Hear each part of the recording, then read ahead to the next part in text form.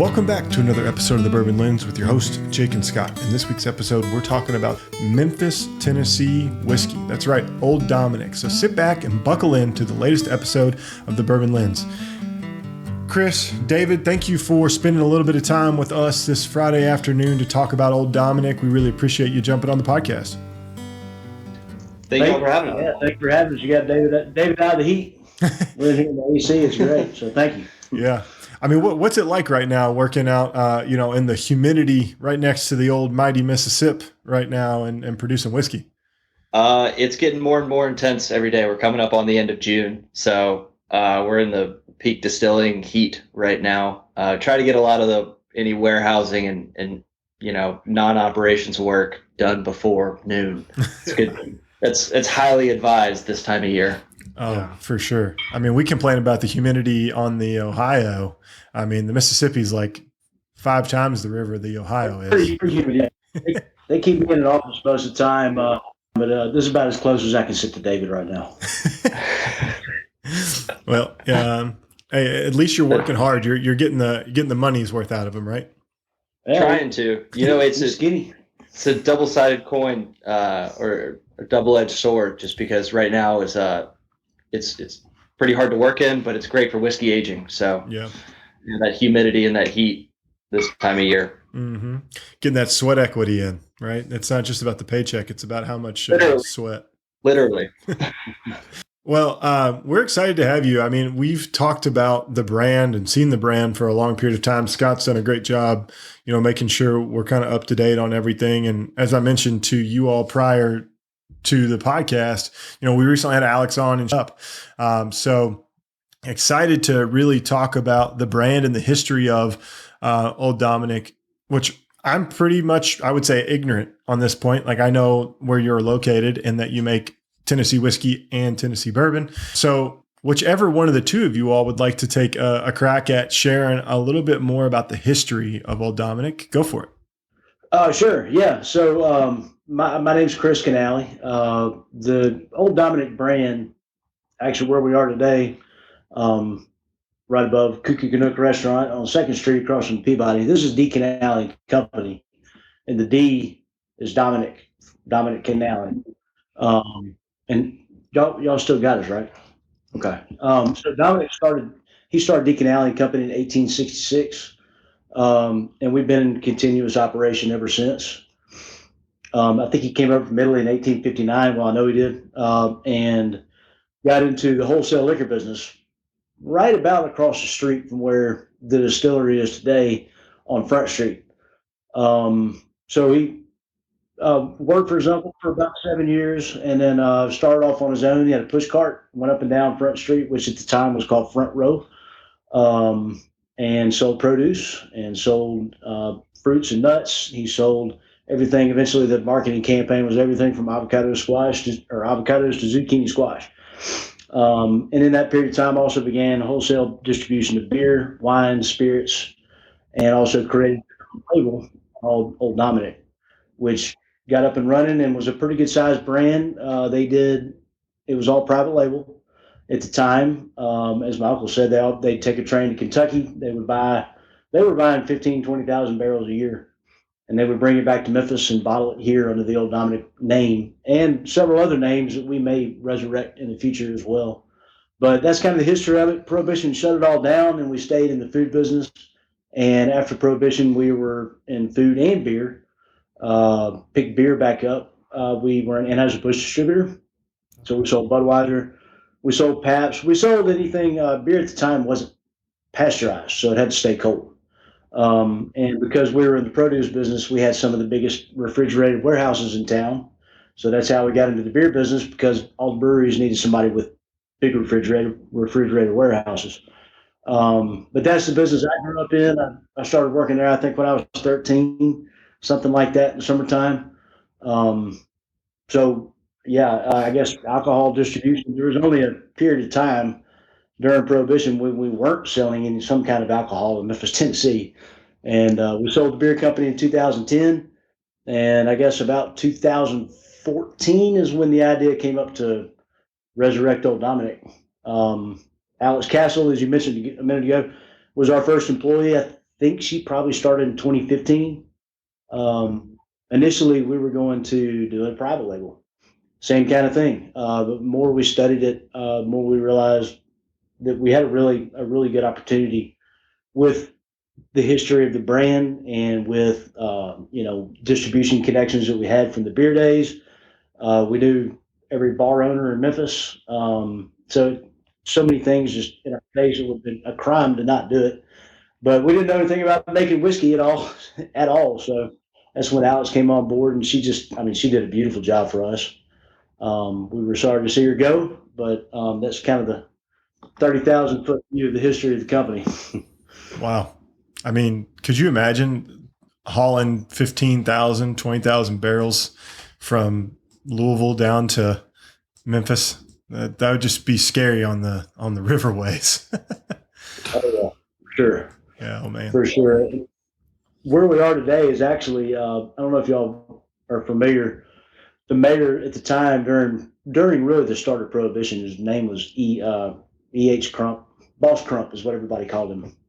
And Memphis was one of the last strongholds in the state of Tennessee that, even though Tennessee went ahead and implemented Prohibition, Memphis wasn't having it. I mean, this place, I'm sure you guys know, Memphis held out for several years, and the mayor, Boss Crump, poured his barrels in what is now one of our warehouses downtown. So we kind of come full circle. We're storing barrels where the mayor of Memphis stored barrels during Prohibition, interestingly enough. Wow. That's crazy. That's absolutely crazy. So, over the last decade, you all have been laying down whiskey. And what's it like to kind of, build that program from the ground up, right? You have a history of, private barrel, but now having your own liquid in barrels, presumably as old as 10 years old. What's it like to be able to build that, kind of brand from the ground up, even though you resurrected an old name? So some things you just can't do without a long time, just a long period of time. I remember laying down the first barrels that we did. First barrels we laid down, I think, was February 2017 was barrel number one, and everybody at the Canale company, the holding company, we all went and signed it, and like, man, it's going to be a long 5 years, I mean, that went pretty quick. But I mean, building what we have built today, we're obviously very proud of it. All I can say is it does not happen overnight. The economic moat to get into this business and do it successfully is enormous. And the time moat, most people that get into this business, I think, do it very quickly. The returns can be very good. The multiples can be very good for a fast growing brand. That was never our intent here. I mean, we've already been in business here for 160 years. So we've got a very long time frame. All the other family businesses that we had, we kind of sold. So we have kind of a different kind of perspective, and to see it get to where it's gotten, in, I guess, about 10 years now, since we went from an idea on a whiteboard to what we have today is, pretty gratifying to know that hopefully, we'll be doing this for generations more in the future. So far, so good. And most importantly, we have absolutely awesome people, and we wouldn't be without any of them. So. Yeah, I can add a little bit on just the fact that we're in our 8th year of operations, or the company's in the 8th year of operations of laying down barrels, and there's still kind of new challenges that arise every now and then, especially when you're growing. The same processes that worked at 300 and 400 barrels might not translate to 1,500, 2,500 barrels, and so everything's kind of growing from a production standpoint year over year. So are you guys using the same equipment that you were when you started? Or, usually you hear from a brand, they're like, yeah, we put in this big still, and then in 5 years we had to double it, and we had to put in another still. And so how's that kind of worked out over the past eight or so years? We are using the same equipment. What's really grown is storage in the past 5 years or so. So yeah, we now have a second warehouse that's just down the road from our distillery. So it's still right by the Mississippi River. We think that humidity being right by the Mississippi River is a huge advantage for us. But that's the biggest thing, is we outgrew our our storage space. Thankfully, we're still able to use the same stills, same mash cooker, milling grain. We've been able to keep our production process largely the same, and just try to evolve on the storage side. Yeah. We have a pretty good runway before any of that equipment or production equipment would have to change too. We can get up to 5,000 plus barrels at this facility. So oh, cool. So you can lay down quite a bit of whiskey. Wow. We can. And that's good for future growth, right? Like whiskey is, about the long game and always having enough stores, right, to be able to produce as you all expand and grow in the marketplace. One of the things that's very interesting to me is the conversation around Tennessee whiskey, right? Like you're uniquely positioned where there is this, idea you can produce Tennessee whiskey or you can produce bourbon, right? Even though bourbon and Tennessee whiskey are one and the same, there's just an extra process. How do you go about, navigating that as an organization, right? Because it's so unique with your history really being kind of on the bourbon side, but also you have this new thing that's popped up, to create Tennessee whiskey. Well, I think we're kind of in a great middle ground there. I'll start with our Tennessee whiskey. It's lightly charcoal filtered. So if you go to Jack Daniel's, their Lincoln County process is significantly more intensive than ours. We are doing the Lincoln County process. We are fitting the Tennessee whiskey definition. But we're also doing a barrel entry proof at 110, very common for craft distilleries these days to have a lower barrel entry proof. And then with our bourbon, it's truly different because it is a 44% rye bourbon. So you mentioned earlier before we started the podcast that the Tennessee whiskey drinks like a bourbon. That's kind of the design on the product. That's kind of what we're going for with the Tennessee whiskey.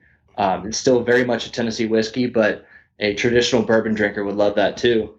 And I would say our high rye bourbon fits really well with traditional bourbon drinkers, but also rye whiskey drinkers. So if you're a big rye whiskey drinker, we have the perfect bourbon for you is kind of what I like to say.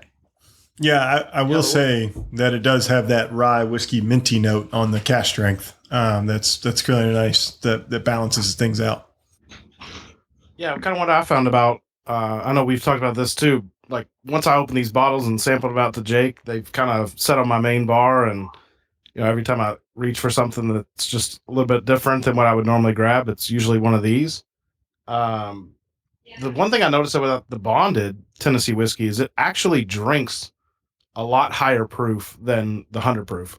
Sometimes I actually catch myself and I'm like, did that pour the cask strength? Because it has a nice amount of punch and body that I wouldn't typically expect from 100 proof bourbon. Not that 100 proof is a light whiskey, a lower proof bourbon, but this one drinks, much more punchy than I would have expected.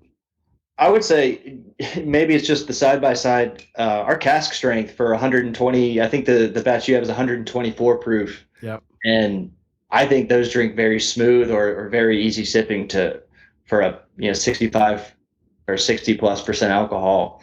I think our Tennessee whiskey's pretty fantastic at our bonded proof at 100 proof, but yeah.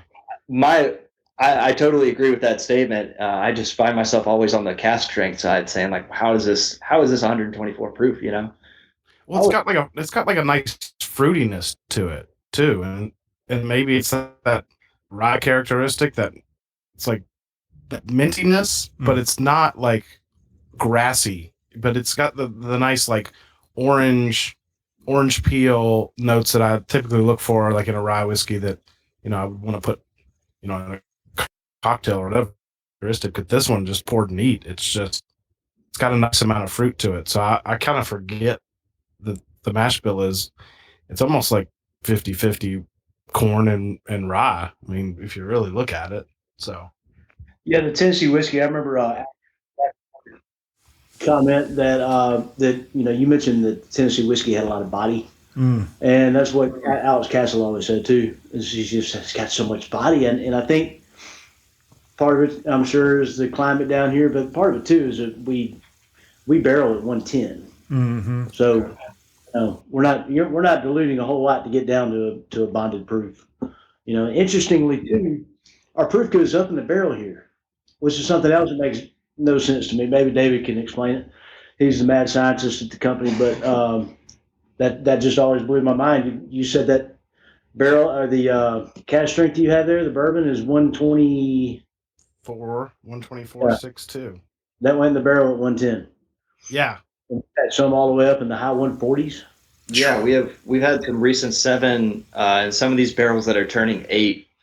We're starting to see some of them get up into the hazmat range, which is pretty crazy since they were barreled at 110 proof, and they're getting we pull samples and they're above 140. Wow. So part of that is our aging loft climate. Like we're by the Mississippi River, but it's also in this loft climate. It's very high heat up there. And so we're actually trying to recreate some of that climate in other parts of our warehouse. We've just found it's a highly effective aging. We're diluting. We distill at about 130 proof, and we're diluting down to 110 proof. That proof is going to rise maybe 2 or 3 proof points a year. So after 6 or 7 years, we end up at about 122 proof. Depends on the mash bill. Depends on where exactly it was in the warehouse, and then I noticed also you put batch size on the back of the label, which I frankly appreciate all of the information on the labels. It's just helpful for the whiskey nerds in us. But batch size on both of these is 6 barrels. So do you kind of, when you're developing a batch, are you taking from different parts of the rickhouses, or are you trying to maybe zone in on a particular area and then just produce a batch that might be a little bit more unique? What's kind of your thought process behind that? With our cask strength, I'm trying to keep that pretty consistent as you can without adding water. And so certainly different parts of the warehouse go into where I'm pulling barrels from. Also age, also could be distilling season that affect the final flavor a lot, whether or not it started in the spring or started in the fall. There's a lot of variance between our vintages. So with our cask strength, there's more freedom to have uniformity because I can choose from different vintages. Really, my main constraint is I'm trying to pull from over 6-year-old barrels, and I'm trying to pull in that 6-barrel range. Whereas Tennessee whiskey has to come from the bonded Tennessee whiskey has to come from the same distilling season. So if you have a different batch of bonded that might be slightly off, it's likely vintage related. But with the cask strength, I'm trying to blend for chocolatey fruitiness. It's a high rye, and it's high proof. So I'm trying to mitigate that a little bit and add some complexity with the blend. No, I think that's really interesting. And I do like that you do have the vintages to them all, because you're going to get different experiential pieces of it. But what's interesting, or what my thought is, how many different types of mash bills are you all laying down currently? Because it seems like you have a wide variety of whiskey available. That's a great question. So we had 3 mash bills until recently. Now we've expanded to 5 mash bills. So we talked before the podcast about our wheat whiskey, which is our 3rd mash bill, estate mash bill to come out from the Old Dominick Distillery. I'll just quickly touch on that. We waited 7 full years for our wheat whiskey to come out, and we're only putting those barrels out in single barrels this year. So those are also coming out at a little over 120 proof. It's an 83% wheat mash bill. So that's our 3rd mash bill. We've mentioned our low rye or 13% rye Tennessee whiskey mash bill. We've mentioned the high rye 44% rye mash bill. Recently, we've added a wheated bourbon mash bill, which is a 25% wheat mash bill, and we've also started distilling single malt whiskey here at Old Dominick Distillery, which is something it's been very exciting because American single malt is really just coming to fruition. There's certainly some people that are doing some great single malt whiskeys out there, but it's not heavily closed in like bourbon is from a definition and process standpoint. Bourbon is very well defined. We know what that kind of flavor profile works out as, whereas American single malt is very undefined, and we're kind of exploring that. Yeah. And, I'm sure you probably have some unique double oaking that you could do with, your Tennessee whiskey double oaked American single malt. That's right there off the bat. Just give you all a little marketing advantage there. Something like that might be hitting the market soon. Oh. Or maybe they already had that marketing advantage and they didn't need me to say a word. So, you bring up single malt. We've been on the American single malt train since the beginning. I feel like because Scott is like scoured the earth of America, or scoured America during COVID, and like that came up. Like all the craft distilleries that were willing to talk were American single malt distillers. So like starting with the Tennessee whiskey and moving into that malted grain, like has it been hard to work with? What have you found unique about that? Really, just break that down, because I find it fascinating when whiskey producers or bourbon or Tennessee whiskey producers get into that American single malt, because it seems completely different from what they traditionally do. It's been very different. I wouldn't say just different from bourbon, but very different from other folks making single malt whiskey, as we are a column and pot process making our single malt whiskey. We're also open faced fermenters. We're all grain in on the mash. So we're taking some of these bourbon styles of making whiskey and applying them to American single malt, whereas typically single malt whiskeys, pot stills, you're doing wort separation, so you're not in all grain in distillation. And so trying to adapt a process like that, the fermentation in particular for single malt has been quite different. I've had the opportunity to see single malt distilleries and just observe their process and try to adapt that for American and Tennessee whiskey. Yeah. Has it been a longer fermentation process to be able to get all the, to the right content you need, or has it been a shorter fermentation process? How's that been different? It has been a slightly longer and colder, slightly cooler fermentation process. Our bourbon is typically in the 80-degree range on the fermentation. Single malt is going to be closer to 70 degrees on that. So trying to figure out that time and temperature, that was quite a learning curve that we ran up in a couple weeks. And how often, how do you balance running all of these different mash bills, right? As a craft distiller, you got to keep the main thing. How do you balance, some of these different mash bills, like a wheated bourbon that might not be, full purview all the time, or the American single malt? How do you balance out like when to run these things so you could have it at a decent, availability for people to get a hold of? So in terms of how we project, that's kind of the magic of the whiskey game. If anybody knows exactly how much to produce, please let me know. But that's a great question. I'm very beneficial, or I benefit a lot from the decisions that were made at the start of the company. My biggest advantage right now is capacity. And so if we want to hit our numbers with our Tennessee whiskey and our high rye bourbon, we can certainly hit our numbers. And I have plenty of freedom to explore these new mash bills as well. So we have the benefit of being able to just run longer and run more often right now. Whereas if we were capacity constrained, there would be more of a triage decision. But all of our mash bills are growing right now in terms of production. You ever been to Buffalo Trace and seen the sign in the yard of Buffalo Trace? It's lost, but every day we make good whiskey. Yeah. I mean, like David's saying, I mean, no telling what the market's going to want, especially not in 5 years. But all you can control is what you can control, and we're putting out the best product that we can, and all you can do. Who knows what everybody's going to want in 2031 or whatever it is, So, I mean, that's so true. You're putting it out at really good ages too. You're putting it out, at 6, 7 years old. Like, I mean, that's nothing to scoff at too. It's like, wow, this stuff is really, I mean, it's a good value play. I mean, it's good price, We appreciate that.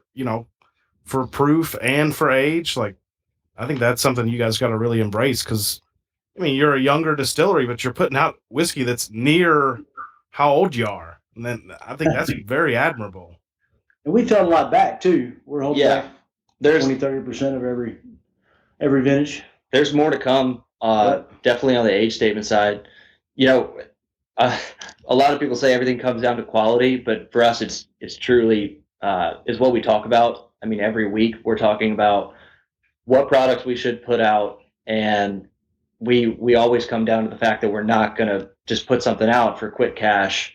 We want to make something for the long run. We want to make something that people are going to enjoy 2 and 3 times over, rather than just have a sip and kind of put it down. And you mentioned value.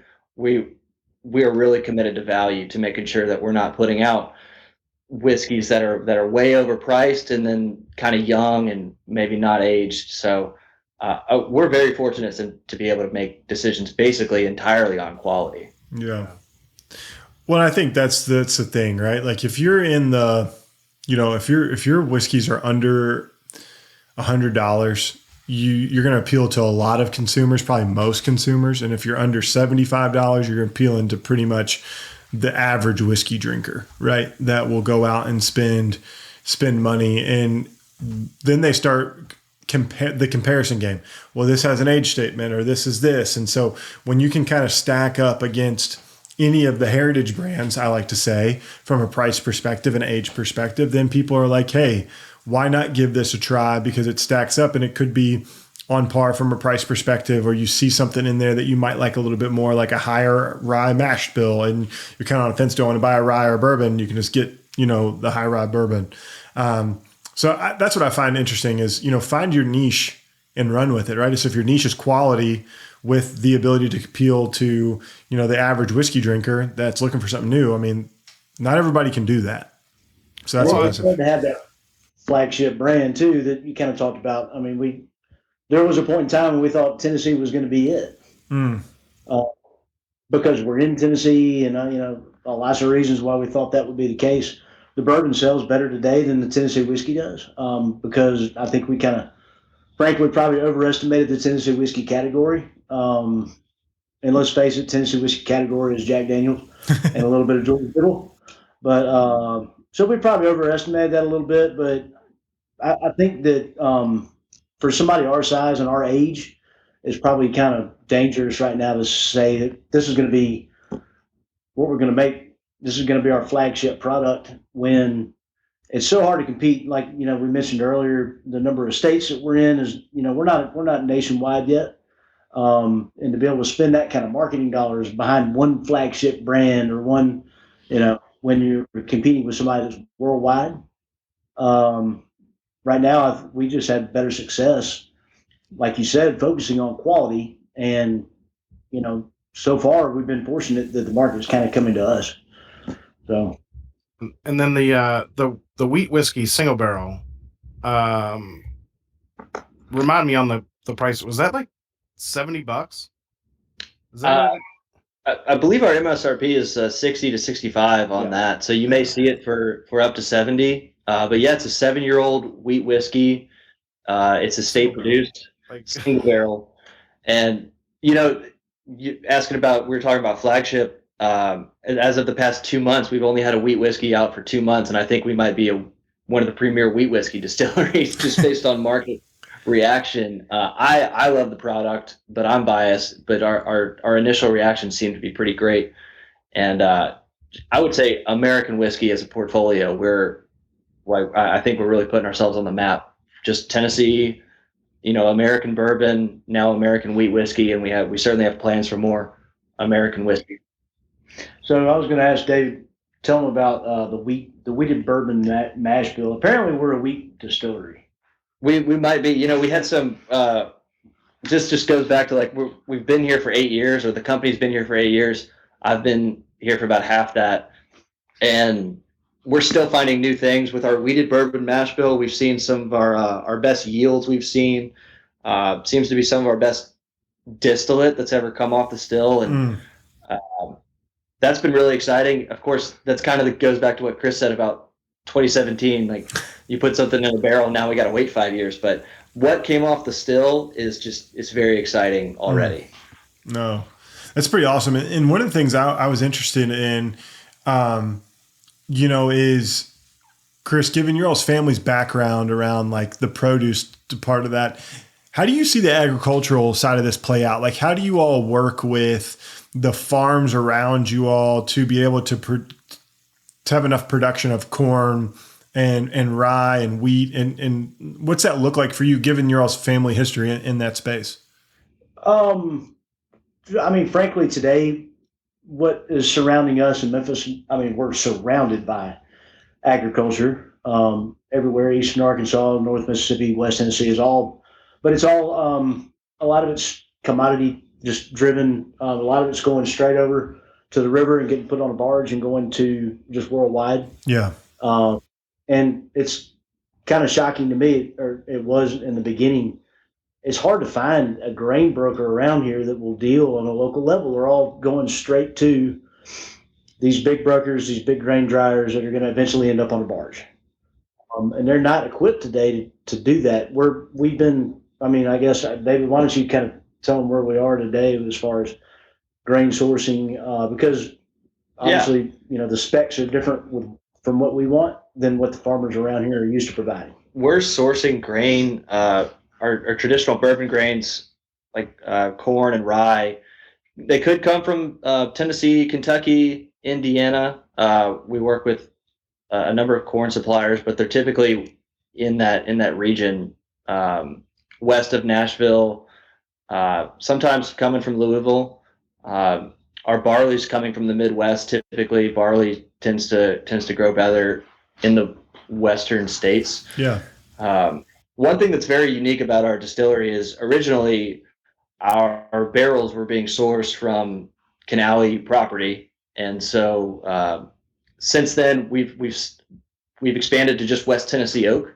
But I think that's something that's really unique that we have that a lot of other distilleries aren't doing, is that we are trying our best to control where our barrels are coming from, or at least our barrels, our staves are coming from the general area as well. Mm.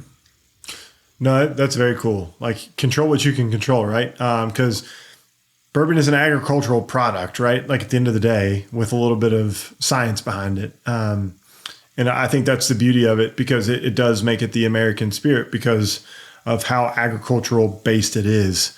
And the hard work that goes into be able to create the grains and the things that allow us to have great things to sip on, from here and there and everywhere. So I appreciate that, because it's always interesting, especially in the rise of like heirloom grain and people trying to bring things back or do things, differently. It's always interesting to see everyone's approach to that.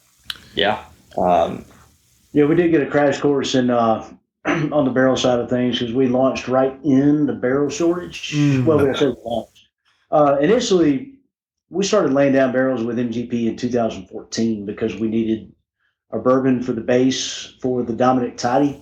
Yeah. Which if you guys don't have some of that, we'll send you some, or you can pick it up there in Kentucky. But it's a bourbon base, and we wanted to launch with that when we opened the doors in 2017. And so we got some MGP produced, but MGP didn't even have any barrels in 2014. I don't know if you guys remember all that, but that was kind of a consequence of the housing crisis in 2008, 2009. Like 40% of the logging industry went under. And then when it came back, the loggers that were left could focus on veneer logs, which is like cabinets and flooring and, the nice stuff. So nobody was cutting any trees that could be used for barrels. So that's why we had to start. We literally had to create our own supply chain and started aging our own barrels. But we are probably the only distillery, certainly that I can think of. Maybe some build their own barrels, maybe. But even the heritage distilleries, as you guys call them, they can't tell you where their wood's coming from. And I do think it matters. I mean, 90% of the flavor profile comes from the barrel. And we're coming from just West Tennessee. It's coming from Independent Stave, which is a huge cooperage in Missouri, but they have log yards all over the country. Yeah. And we kind of, through that process of having to come up with our own barrels, we got to know the Stave yard. It's about 2 counties over from here in Erie County. And so all the wood that Independent Stave gets for us is coming from that particular wood yard. So we kind of had fun with that one. No, that's pretty cool. No, that's definitely unique for sure. Have you all ever dabbled in finished product? So we're doing more and more of that as of recently, as far as like traditional finishes. We've got some really unique beer barrel finishes that our R&D line was built on. And so some of those y'all may have heard of. All the Cookies was a pretty well-known one. And those are basically barrel trades that we'll do with local breweries. We'll take back some of their barrels after they've aged a beer in it, and we'll age. Typically, it's been our bourbon, but we've started to do some Tennessee whiskey. You mentioned a double oaked whiskey. We've got some of those working right now in aging. There's some Tennessee whiskey. We've also got some wine barrels, some dessert wine barrels, and some hybrid stave barrels as well, with some French oak. And I would say that, to boil that down, we're doing a lot of finishing right now as we speak. Yeah.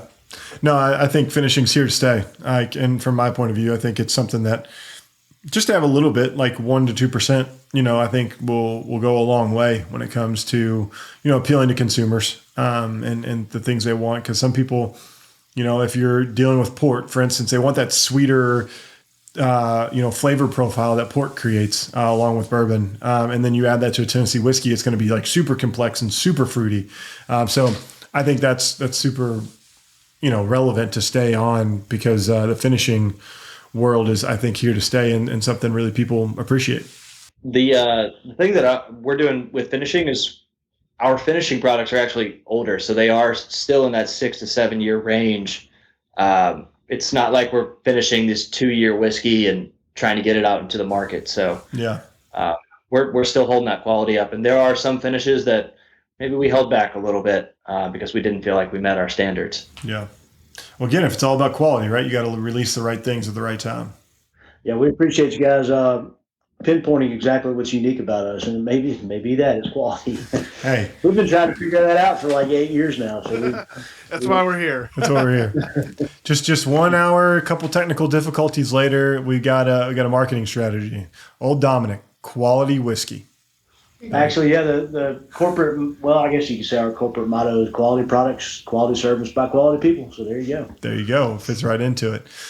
One thing I do want to hit on, because I find it very interesting, is everybody knows TJ, and better known as Bruzel. He's got a rather large YouTube following, and many liquor store owners know him because he's traveled, I feel like, across the country at this point to buy whiskey. You all have partnered with him, and I find it very interesting. Can you share a little bit about what that partnership with TJ and Bruzel's like? So I guess it started out, we did some a partnership with them with some. Yeah, I could. Originally, we started doing. We did kind of like a chopped or like a cooking show competition type deal, but he adapted it for blending bourbon. Yeah. He brought some contestants into our distillery, and they made some blends, some experimental series blends. Those were there was some stave finishing involved. That was mainly kind of our bourbon products and Tennessee whiskey products. And so we launched 2 of those whiskeys. They were both 5-barrel blends, so we did 10 barrels total. Those were very successful, and they were certainly experimental projects, and we're very happy to do those. We've also been fortunate to work with him on some single barrels, so we just had some single barrels go out for Bruzel and his team. And the more recent Rooster run, I'll let Chris give some background on that. It's more his area. Yeah, so TJ Bruzel and our sales director Clark Shafani have they've become friends. They get along famously. I don't know if that's good or bad. I don't know. They get along real well, and they come up with these ideas, which is great. It's been fun. They're fun guys to work with. I think they've enjoyed working with David and his team over at the distillery. David's been so flexible. Just commend you on that, because those guys like TJ Bruzel and our sales director Clark Shafani, they will turn on a dime with an idea, and that's hard to do. You're trying to run a production facility, and here come these guys like, hey, we're going to go buy a car, and we're going to go drive a car, But so I had just pulled up where they started in Amarillo. Was that Sunday night? Yeah, it was Sunday. There was a speakeasy in Amarillo, the Old Dominick Rooster Run. They're doing promotions all from Amarillo, and they're going to end in Atlanta. I think Jay is from Auburn, War Eagle. But they're somewhere in Dallas right now, Dallas, McKinney, Texas. Then they go through Denton, Springdale, Arkansas, Bentonville, Rogers, Fayetteville. They go through Arkansas, Little Rock, down to Oxford, Mississippi, and then on into Georgia. And they do promotions along the way, tastings. They give away product, and they're going to end up in Atlanta and give away that car. It's some cool. lucky bruisal Old Dominick fan's going to get. I don't even know what year that thing is. We didn't spend a whole lot on it, I can tell you that. But hopefully it makes it that far. But they're having a good time, that's for sure. Well, it looks great. It does look great. And so, hey, any way to get that out, I think is awesome, because I feel like it's a unique experience. And, whether you win the car or not, if you got the chance to try the Tennessee whiskey or the Cask Strength Bourbon, you should be a fan after you drink them, right? I think that is the most important thing that we learned today is you're making quality whiskey, and people should enjoy some Old Dominick the next time they go to the liquor store and look for something unique to buy in their local areas. So really appreciate you all spending some time with us and sending us whiskey and sharing a little bit about your story. And I'm excited for what the future is, whether it's the wheat whiskey or the American single malt. I think you all have got a bright future. Well, thank you both for having us on. Yeah. Thank y'all very much. Really appreciate it. Hope you all have a great weekend, and we'll catch you next time. Thanks, everybody, for listening. Cheers. Sounds good. Y'all have a great weekend. Thank you. Cheers, y'all. Thanks for listening to this episode of the Bourbon Lens. Make sure you're connected with Scott and I via social media on Instagram, X, and Facebook. We'd love to connect. And if you're more the professional type, follow us over on LinkedIn. If you want to know more about Bourbon Lens, make sure you're subscribed to our weekly newsletter, The Weekly Pour. For exclusive content and more, check out Patreon. Follow us there at Bourbon Lens. And last but not least, on your favorite podcast listening app, make sure you're subscribed, because every Monday, Scott and I release a podcast, and we would love to have you here listening to the newest features and the newest whiskey news. And until next time, cheers.